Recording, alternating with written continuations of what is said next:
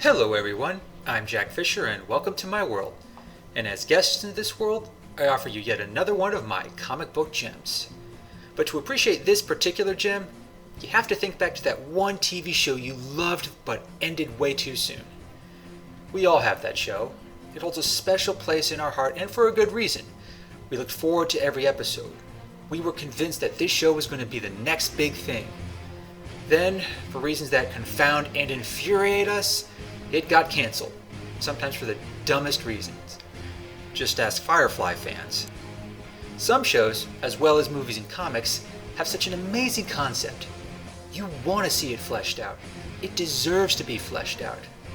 But instead, it's just lost to pop culture history, leaving behind frustration, anguish, and so much wasted potential.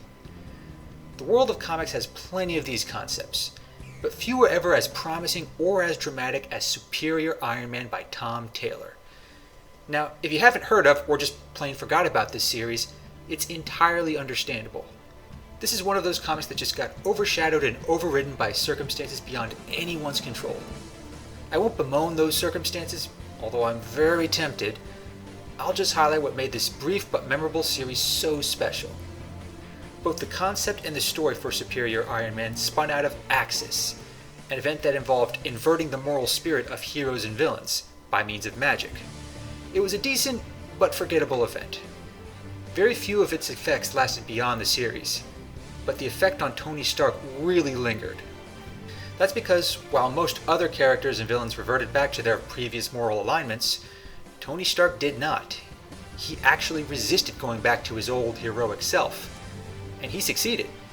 That left him in a position to pursue new endeavors, crossing lines he wouldn't normally cross. You could argue whether or not this made him superior in the classic sense of the word, but you can't deny it revealed a very different Tony Stark, one who's not very heroic, but is still very compelling. Now that doesn't mean he's a villain either.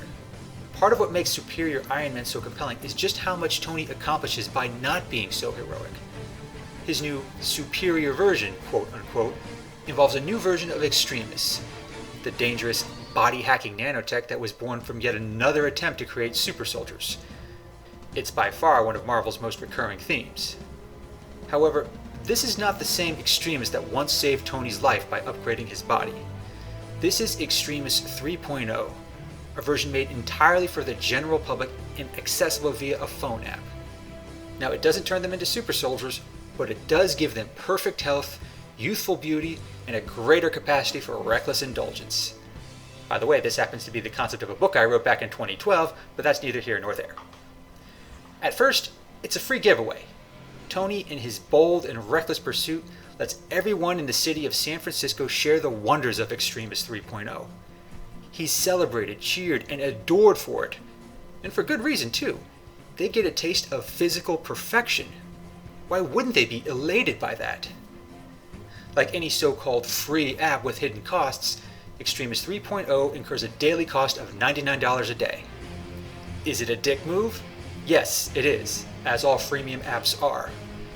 These are among the most unscrupulous tactics among both app developers and pharmaceutical companies.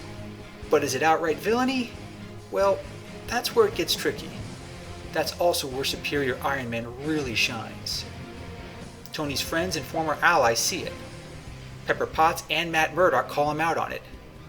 These are the tactics of a crass and cold businessman, namely the one he was before he became Iron Man. They don't like it. They know the kind of path this leads him down, and they try to stop him. But with fewer constraints and an adoring public, that proves difficult.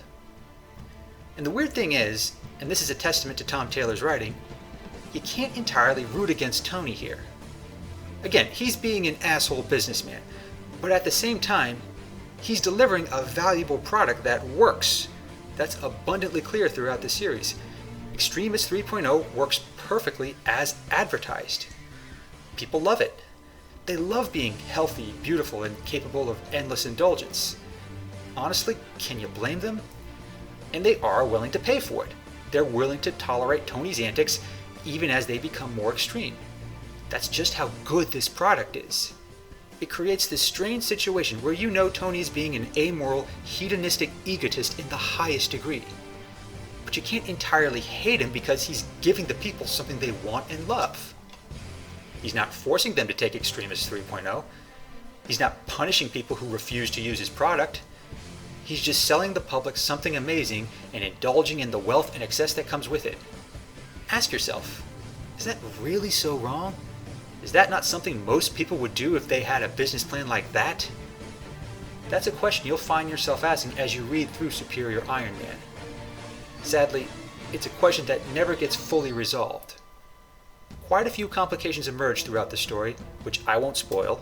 The only detail I will spoil is that the series ends abruptly and far too soon. There's a lot that doesn't get resolved, and there's a lot of loose ends. The same friends and allies who actively fought him do persist, but they never counter the merit of what he's doing. They never address the bigger picture. They see Tony selling Extremis 3.0 to a willing and eager public, but only oppose him on the basis of him being a reckless prick. The fact he also created a product that people love just gets lost. And that's a shame, because if we threw away every product created by a reckless asshole, we wouldn't have iPhones, Facebook, or even electricity.